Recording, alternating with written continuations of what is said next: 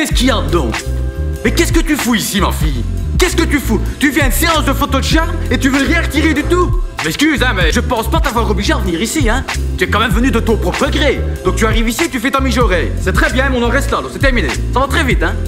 Pas commencer à jouer avec mes couilles, hein.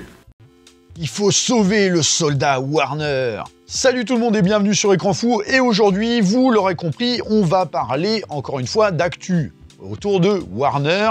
Parce que, bah oui, j'avoue, je suis pas dans les meilleures conditions cette semaine pour traiter des sorties ciné. Voilà, on y reviendra peut-être la semaine prochaine. Alors effectivement, je plaide coupable. J'ai un peu joué de filouterie avec ma miniature, pour bien vous appâter en évoquant le cas du futur Superman. Donc je vous autorise à me traiter d'enfoiré dans les coms, hein, même si évidemment, oui, ça reste quand même un élément très important de la vidéo, donc non, finalement, ne me traitez pas d'enfoiré. Hein. Mais effectivement, la situation du célèbre studio est beaucoup plus complexe que ça, et que justement, on va en aborder les divers points pour comprendre un petit peu l'impact à venir du prochain film de James Gunn autour de ça. Donc oui, Warner est dans une situation des plus complexes et compliquées car le studio est tiraillé entre plusieurs états qui ne jouent pas du tout en sa faveur, loin de là. Déjà, mais bon, ça reste mineur, Warner a dernièrement fait l'objet d'un souci autour des DVD que le studio avait produits autrefois, dans le sens où le support matériel fait désormais l'objet d'une détérioration systémique qui est liée à sa conception. Donc en fait, c'est un défaut qui concerne plus particulièrement l'entreprise qui a été en charge de la fabrication, et donc impliquant l'apparition de fissures avec le temps qui rendent, après quelques années, les supports totalement inexploitables. Alors attention, hein, je précise, rien à voir avec une détérioration due à un usage excessif. Non, ce sont bien des détériorations liées au process de fabrication.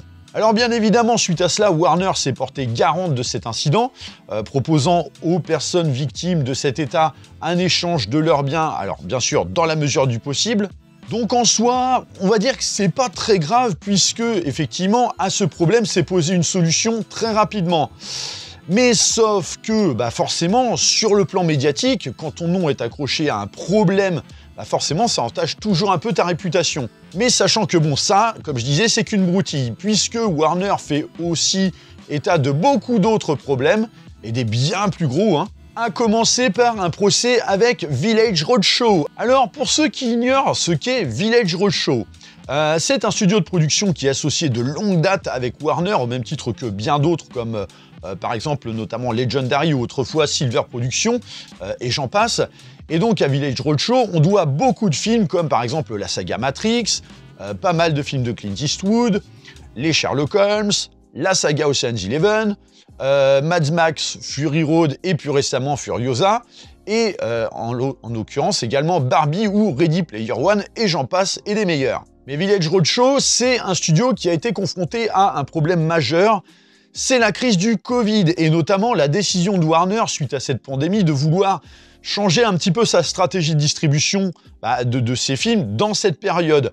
À savoir que durant le Covid, Warner, qui était en cours de fusion avec Discovery, envisageait de profiter du contexte pour faire la promotion de sa plateforme HBO Max, donc impliquant notamment une diffusion en simultané dessus et dans les salles obscures. D'ailleurs, pour ceux qui l'auraient oublié, Warner avait déjà été confronté à un souci antérieur autour de cette thématique, avec notamment Christopher Nolan qui avait décidé de changer de crèmerie, estimant que lui, il fait des films de cinéma pour le cinéma.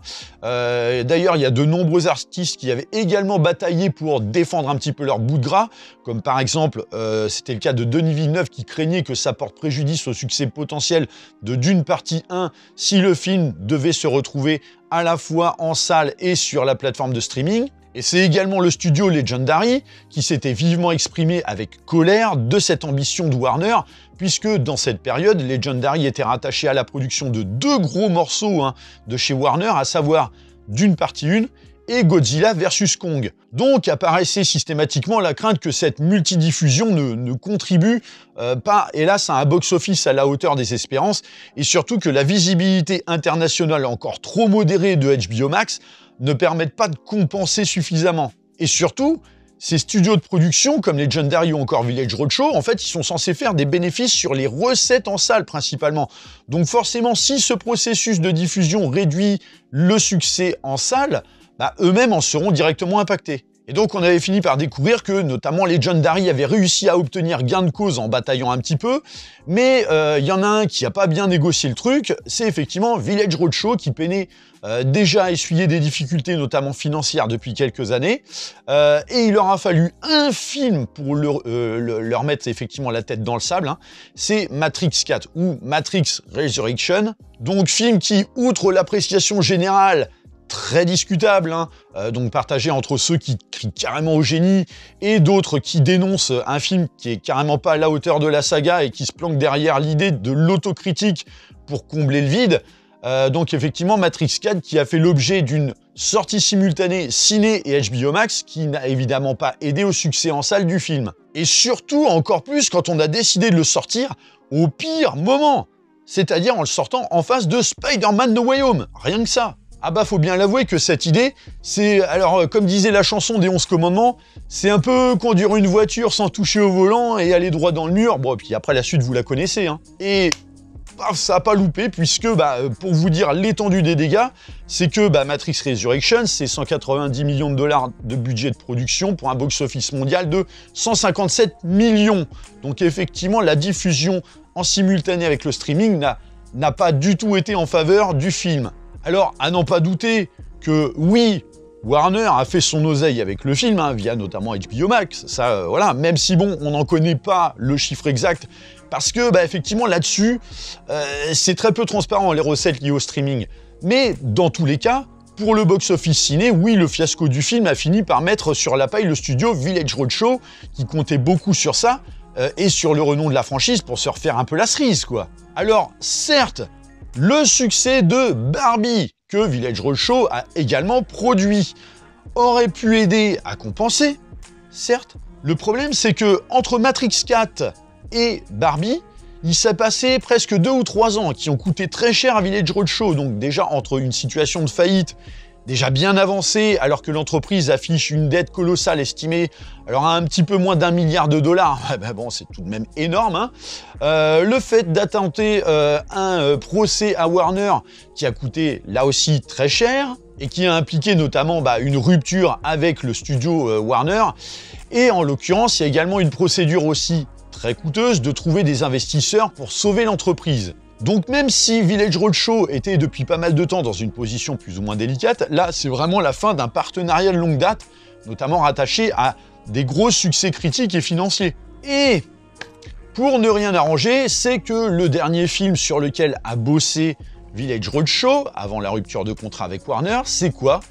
Rien de moins que Mad Max Furiosa, qui lui aussi a été un flop au box-office. Mais étrangement, Village Roadshow, c'est pas un cas isolé, hein. Le problème de ces studios de production, c'est qu'ils ne font que produire, justement. Là où les gros studios avec qui ils ont tendance à bosser, comme Warner, Disney, Universal et j'en passe, hein, en fait, ils sont producteurs mais aussi distributeurs. Donc, ce sont eux qui décident de comment diffuser les films. Donc, en tant que société de production, comme Village Roadshow, faut avoir ficelé effectivement un contrat en béton pour s'assurer de ne pas finir lésé en cas d'imprévu ou de changement de distribution des films, comme ça avait été le cas durant la période de Covid. Et pour vous dire à quel point c'est pas un cas isolé et que ce genre de problème peut exister, même sous d'autres formes, par exemple, il y a 2 ans, c'était Disney qui se retrouvait avec un procès au derche de la part de TSG Entertainment, qui autrefois bossait sous contrat avec la Fox. Ensuite, vous le savez, la Fox a été rachetée par Mickey, et là, on apprenait que Disney, en fait, se faisait un malin plaisir de profiter du catalogue de la Fox et des productions de TSG pour nourrir sa plateforme Disney+, mais sans verser sa part à TSG Entertainment, parce que en fait, Mickey trafiquait les chiffres liés aux recettes générées par les films de cette société de production. Sachant que TSG, c'est quand même les films de la saga La Planète des Singes, le X-Men Universe, ou encore les derniers films Alien de Ridley Scott, hein, rien que ça. Donc ce sont toujours ces boîtes de production d'une échelle moins visible, comme TSG Legendary, Village Roadshow et j'en passe, qui payent ces intentions des gros requins de faire du beurre, mais uniquement pour eux. Et ce qui est quand même un tort, parce que sans ces studios, ils ne vivent plus justement, ces gros requins. Ils en ont besoin pour produire leurs films, et notamment les plus gros films. Et oui, parce que bon, ces petites sociétés de production, en général, ne sont pas rattachées voilà, des films avec un budget de 30 ou 40 millions de dollars. Non, en général, on avoisine plutôt les 150 millions de dollars au minimum. Donc effectivement, dans le cas de figure de Village Roadshow, il n'y a rien qui peut empêcher le navire de couler. Et forcément, on pointe très fortement du doigt David Zaslav d'être responsable de tout ce capharnaüm depuis son arrivée à la tête de Warner Discovery. Donc un fardeau qui se rajoute à sa réputation déjà discutable, notamment quand il avait tenu des propos scandaleux lors de la grève hollywoodienne, où il aurait dit en gros qu'il fallait maintenir le cap, de ne pas céder aux grévistes et attendre que ceux-ci soient confrontés à la situation de mourir de faim et de perdre leur maison, ne leur laissant finalement plus aucun choix, si ce n'est de devoir céder face aux producteurs. Et des propos d'autant plus discutables que pour résoudre la crise hollywoodienne des acteurs, donc vous savez, celle où les producteurs disaient que de toute façon c'était pas réalisable, en fait, pour résoudre ça, ça représentait une somme à débourser estimée à environ 50 millions de dollars que les producteurs auraient eu à fournir à 7 ou 8. C'est pas chacun. Non, c'est 50 millions de dollars à 7 ou 8 gros producteurs. C'est que dalle.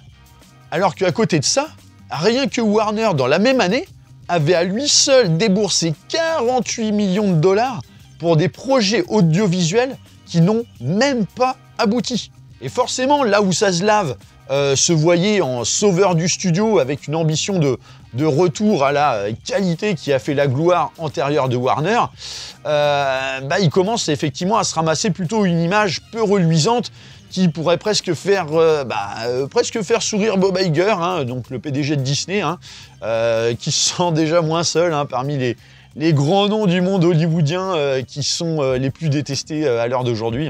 Et c'est pas peu dire que la réputation de David Zaslav en prend un coup, puisque dernièrement, alors c'est Puke News, donc un média qui a quand même une relation assez étroite avec des internes de chez Warner, et donc Puke News qui a rapporté que, en fait, le grand patron, donc David Zaslav, serait depuis quelques mois resté carrément bloqué, en mode furieux, limite nervous breakdown, tu vois, en ce qui concerne l'état de sa société, donc société qui essuie quand même les flops à répétition, donc à l'exception peut-être de quelques cas comme, voilà, je vais citer Barbie, The Batman ou encore les films Dune, mais qui en fait ne sont pas suffisants pour assurer un appui assez solide pour le studio. Enfin, je veux dire, voilà, 3 ou 4 succès sur une durée de 4 ans, c'est pas suffisant. Eh oui, rappelons que outre l'échec de Matrix 4, la franchise Godzilla et Kong voit un succès un peu plus réduit à chaque nouvel opus. Le Conjuringverse, alors il fonctionne, mais il commence à s'éroder, à force d'avoir trop tiré sur la corde. Furiosa était un flop auquel personne ne s'attendait, avec 174 millions de dollars récoltés à travers le monde, pour un budget de 168 millions de dollars de production. La licence DC, est-ce qu'il faut en parler? Bon, oui, alors effectivement, elle a subi un énorme coup derrière les oreilles, quand notamment le DC Extended Universe a préféré tourner le dos au Snyderverse, malgré le succès retentissant de la Snyder Cut en plus, quitte à maintenir carrément le cap d'une ancienne direction douteuse, autant sur le plan critique que financier, notamment à écoper de films comme Aquaman 2 ou les autres Flash et j'en passe, et donc tout ça pour finir en eau de boudin, là où justement Warner avait une carte à jouer. En plus, à la concurrence avec Warner, ça commençait un petit peu à perdre de sa superbe, notamment post-Avengers Endgame. Et c'est sans parler de l'échec tonitruant de Joker Folie à 2, qui alors là en fait a sonné la fin du match, mais très clairement avec 207 millions de dollars récoltés au box-office mondial, pour un budget de 200 millions de dollars, et quand je dis 200 millions de dollars, je parle juste du budget de production. Donc de quoi effectivement mettre le grand Manitou foudrage, en faisant les gros yeux à notamment Pamela Abdi et Michael De Luca. Alors, justement, sûrement que vous ne connaissez pas les personnages dont je viens de citer les noms. Alors, ce que je vais faire, c'est que je vais vous dresser un petit organigramme, mais très succinct, de Warner Discovery qui devrait vous permettre effectivement de mieux comprendre la suite de la vidéo. Donc en gros, en 2022 a abouti la fusion du groupe Warner et celui de Discovery, qui appartenait initialement à David Zaslav, le groupe se rebaptisant Warner Discovery, parce que bon, hein, la flemme de trouver un autre nom, et donc où David Zaslav se pose toujours en tant que grand Manitou. De là, l'entreprise va se séparer en de nombreux pôles, dont celui qui va nous intéresser ici, donc c'est celui de Warner, lui-même redécoupé en plusieurs filiales, donc entre Warner Music, Warner Media et bien d'autres, et en l'occurrence Warner Pictures, qui inclut donc la branche ciné. Donc c'est celle-là qui va nous intéresser. Et à sa tête, on trouve effectivement 2 PDG qui ont été nommés par David Zaslav et son conseil d'administration, à savoir Michael De Luca et Pamela Abdy. Et sachant que le pôle Warner Pictures inclut plusieurs franchises, dont la principale, à savoir DC Studios, qui est actuellement sous la responsabilité de Peter Safran, qu'on connaît pour avoir aussi été le producteur du Conjuringverse, et en l'occurrence James Gunn qui, pour relancer la franchise, a accepté d'être en charge du tout premier film de la nouvelle franchise DC Cinematic Universe, à savoir le Superman prévu pour juillet 2025. Sachant que depuis que Snyder a été évincé, donc depuis Batman vs Superman, donc on parle quand même de 2016, hein, la franchise DC a tellement été malmenée, notamment à vouloir suivre le modèle de Marvel, que les postes de PDG de Warner et de DC Studios ont fait carrément l'objet d'un jeu de chaises musicales à plusieurs reprises, hein, jusqu'à aujourd'hui la désignation effectivement de Peter Safran et James Gunn. Alors effectivement, il y en a beaucoup qui râlent à l'idée qu'on avait une bonne franchise avec ce qu'avait fait Zack Snyder, et là-dessus je suis d'accord, et que c'est triste de ne pas l'avoir poursuivi. Et là aussi, je suis d'accord, si ce n'est que la franchise a malgré tout fortement été fragilisée par des films de qualité médiocre, et quand tu arrives à la tête du groupe, comme Peter Safran et James Gunn, effectivement, c'est difficile d'accepter de s'engager dans un putain de marathon avec une jambe cassée, quoi. Donc, il faut bien comprendre que la solution la plus logique dans tout ça restait inexorablement de devoir carrément repartir de zéro. C'est d'ailleurs, au départ, ce qui était prévu de faire J.J. Abrams avant qu'il soit totalement remplacé par Peter Safran et James Gunn. Et puis bon, on va pas se cacher, il y a aussi une grosse part d'ego dans la balance, de se dire que le succès potentiel d'une grosse franchise comme DC repose sur toi et pas sur ce qu'avait fait le mec avant toi, quoi. Enfin voilà, c'est quand même des mecs qui sont entrés dans le show business de grande ampleur, ils veulent leur moment de gloire. Donc forcément que James Gunn et Peter Safran, ils avaient une chance à saisir, et ils l'ont saisi, de devoir repartir de zéro. Bref, donc maintenant que je vous ai dressé le tableau général de ce qui nous intéresse, revenons à nos moutons.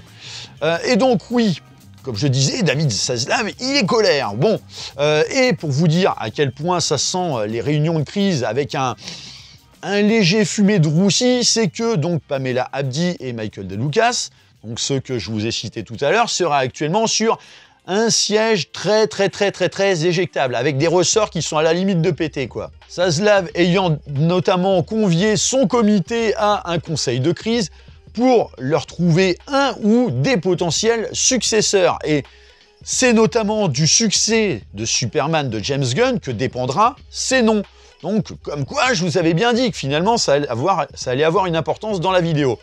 Et pourquoi je dis que l'avenir de Superman va jouer dans la balance, si de toute façon les dés sont déjà achetés pour les producteurs, enfin pour les PDG, tout simplement parce que, et on le sait, c'est du succès du film que dépendra déjà l'avenir de DC au sein de Warner.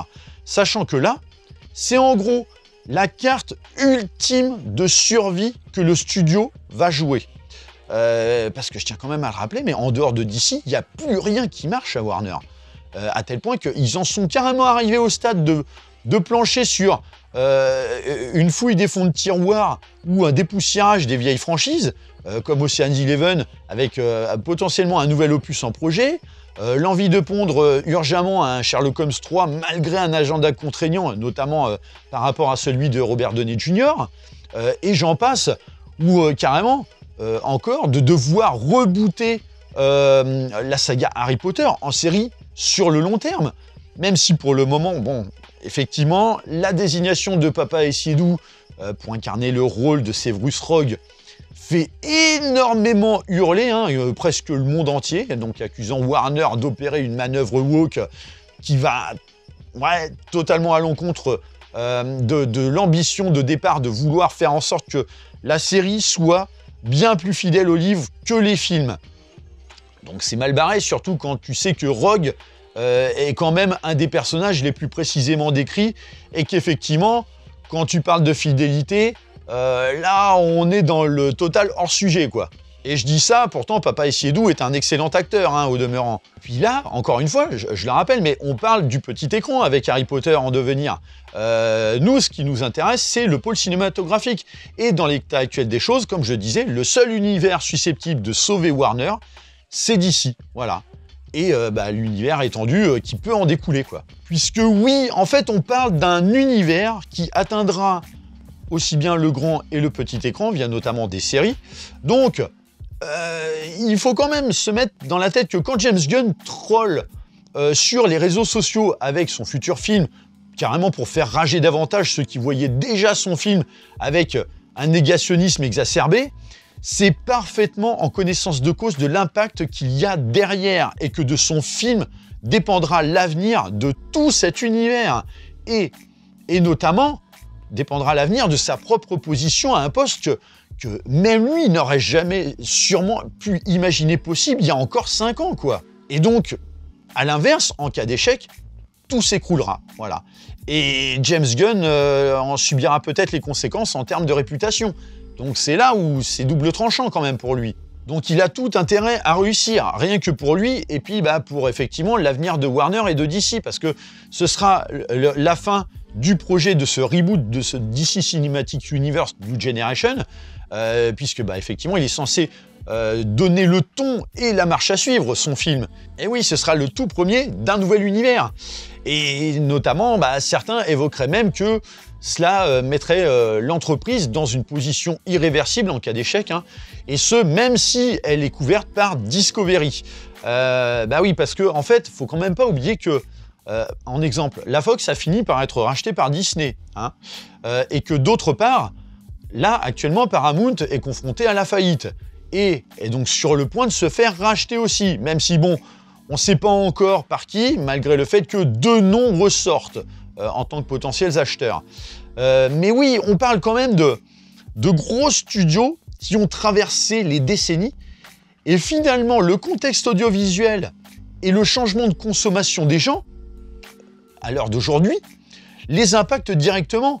Et que finalement, les décennies de gloire et le pignon qu'ils avaient sur rue ne les exemptent pas finalement d'une banqueroute possible. En revanche, si le Superman de James Gunn rencontre le succès, espéré notamment par Warner, oui, ça relance la franchise et surtout ça met Peter Safran, donc actuel président de DC Studios avec James Gunn, donc ça le met en pole position pour prendre la place de Pamela Abdy et Michael De Luca au poste de PDG de Warner. Donc est-ce qu'il sera seul ? On ne sait pas, mais il serait fortement pressenti déjà. Et donc, situation potentielle, mettant ainsi James Gunn intégralement à la tête de DC Studios, mais là où de toute façon, l'avenir est scellé pour Abdy et De Luca, c'est que si ce n'est pas Peter Safran qui prend leur place à la tête de Warner en cas d'échec de Superman, David Zaslav, il est déjà à la recherche d'un potentiel prétendant au poste de PDG. Donc les jours de Pamela Abdy et Michael De Luca sont de toute façon comptés. Donc voilà, comme quoi on parle tout le temps du foutoir ambulant autour de Disney, et c'est vrai, on le voit souvent sur la chaîne, mais vous voyez que Warner n'est pas dans une position des plus enviables et doit fortement serrer les dents, voire même les fesses, hein, dans l'attente de juillet pour la sortie de Superman. Voilà, j'ai également cité Paramount en cours de rachat.